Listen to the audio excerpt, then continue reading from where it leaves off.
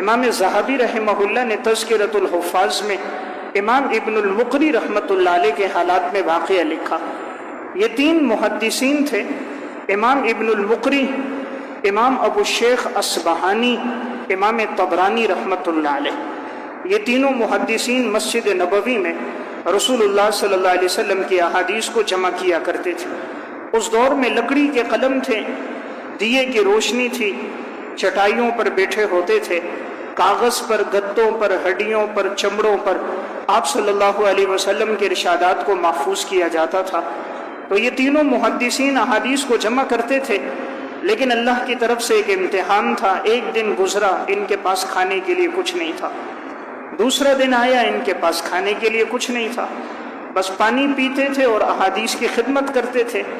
اب یہ تینوں محدثین رسول اللہ صلی اللہ علیہ وسلم کے روضے پر آئے، آپ صلی اللہ علیہ وسلم کے روضے پر سلام کیا، اللہ رب العزت سے دعا کی کہ یا اللہ یہ جو ہم خدمت کر رہے ہیں اگر یہ تیری بارگاہ میں قبول ہے، مولا کریم تو ہمارے لیے کوئی غیبی انتظام فرما دے کہ ہم کسی کے محتاج نہ ہو اور یہ خدمت ہم سے رہے بھی نہیں، ہم کام کاج میں لگ گئے تو یہ خدمت ہم سے رہ جائے گی۔ تینوں محدثین نے دعا کی، دوبارہ آ کر ریاض الجنہ کے قریب احادیث کو لکھ رہے ہیں۔ اتنے میں دیکھا ایک شخص آیا اور اس کے ساتھ پیچھے اس کے خادم ہیں۔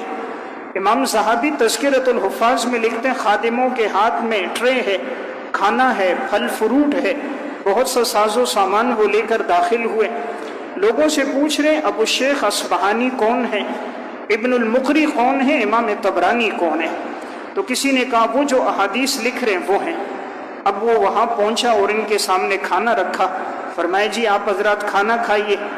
ان بزرگوں نے، محدثین نے پوچھا آپ کو کیسے پتہ چلا کہ ہم نے کھانا نہیں کھایا؟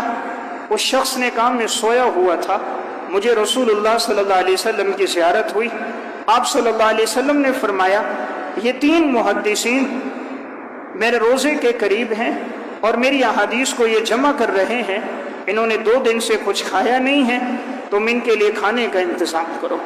تو کہا اسی لیے میں اٹھا اور میں نے جلدی جلدی کھانے کا انتظام کیا، پھل فروٹ بھی لایا ہوں۔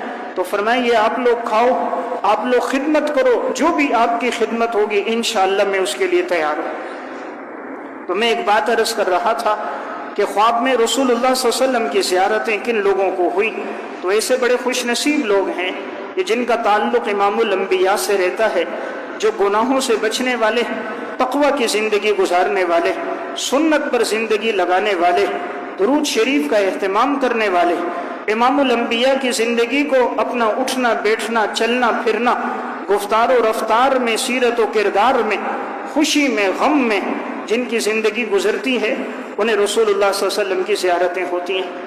آج ہم خواب میں دیکھتے ہیں کوئی بے حیائی کا کام کر رہا ہے، کوئی نیٹ کیبل دیکھ رہا ہے، کوئی فحاشی عریانی پر مبنی چیزیں دیکھ رہا ہے، کوئی شیاطین جنات کو دیکھ رہا ہے، کوئی کسی چیزوں کو اپنے پیچھے دوڑتا ہوا دیکھ رہا ہے، کوئی خوفناک چیزوں کو اپنے پیچھے لگا ہوا دیکھ رہا ہے۔ جب زندگی اس میں گزرتی ہے تو خواب بھی ایسے ہی آتے ہیں۔ جب زندگی اعمال میں گزرے گی، تقوی تلاوت میں گزرے گی، تو خواب میں پھر کبھی زیارت رسول اللہ صلی اللہ علیہ وسلم کی، کبھی صحابہ کی، کبھی اسلاف کی، کبھی امت کے برگزیدہ لوگوں کی ہوگی۔ تو میں ایک بات عرض کر رہا تھا کہ حضور فرما رہے من رآنی فی المنام فقد رآنی، جس نے خواب میں مجھے دیکھا سو اس نے مجھے ہی دیکھا۔ فإن الشیطان لا یتمثل صورتی، شیطان میری صورت اختیار نہیں کر سکتا۔